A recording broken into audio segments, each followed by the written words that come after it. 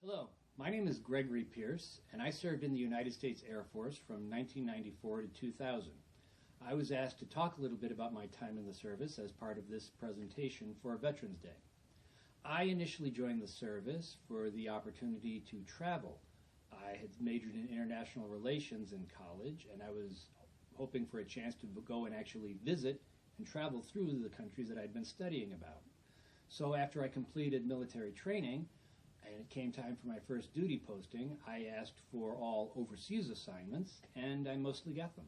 In my time in the service, I've been stationed in such places as Osan Air Base in South Korea, just 40 miles south of the demilitarized zone, and Aviano Air Base in North Italy, which gave me the opportunity to visit sites all over Europe. Now, when you say Air Force, most people automatically think of jet airplanes. They think your job must have something to do with the planes. And in a sense it does, because the whole purpose of the Air Force is to defend the country from threats across the air, the same way that the Army defends from threats across the land and the Navy defends from threats on the sea. What most people don't appreciate is how many different kinds of jobs that there are that go into fulfilling that mission. Sure, you need pilots to fly the planes, you need air traffic controllers to direct the planes in the air, but you also need mechanics to fix the planes when they're on the ground. You need military police to guard the bases. You need transportation specialists to drive the trucks and deliver supplies. You need cooks to make sure everyone gets fed. You need accountants to make sure everyone gets paid. You need computer experts to make sure everything is working together smoothly. Now, I was an intelligence analyst, which basically meant my job was to make sure that military leaders had the information they needed in order to plan upcoming missions. In a way, that was a lot like being back in school, in that I had to do a lot of research on a given topic, write a report, and then give a briefing to military commanders so that they could make plans based on accurate information. For example, say a fighter squadron wanted to fly over an area that was controlled by hostile forces. The squadron commander would ask intelligence for a report on what kind of surface-to-air missile threats might exist in the area. I would do research on the area, the forces controlling the area, what type of missiles they have, and then details on the missiles themselves, how high and how fast they can fly, what kind of radars they use, things like that. Then I'd present a briefing to the squadron, and they could use that information to make decisions about how high to fly the planes to avoid radars, or whether they should carry radar jamming equipment.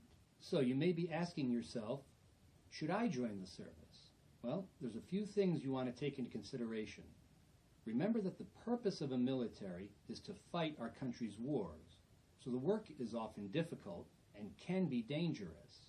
Even if there are no wars going on, your job may involve powerful machines and lethal weapons, so you need to learn how to do your job properly and safely. Bear in mind that the military is not like a job at the mall where if you don't like it, you can just up and quit. You're making a commitment for a certain number of years.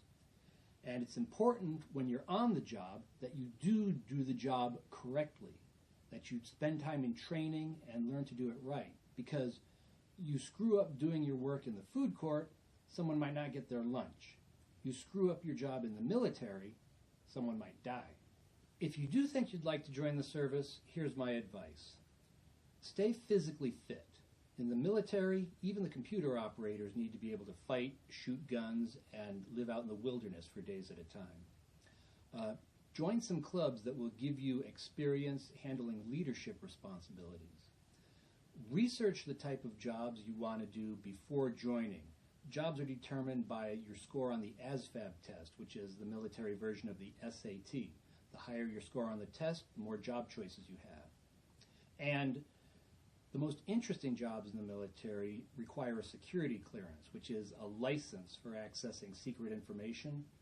And security clearances are granted by background checks. So stay out of trouble with the law, don't get involved with drugs, and do your best at any jobs you work at so that your bosses will be able to say how reliable and trustworthy you are. I hope this has been able to help you out, answer any questions you might have.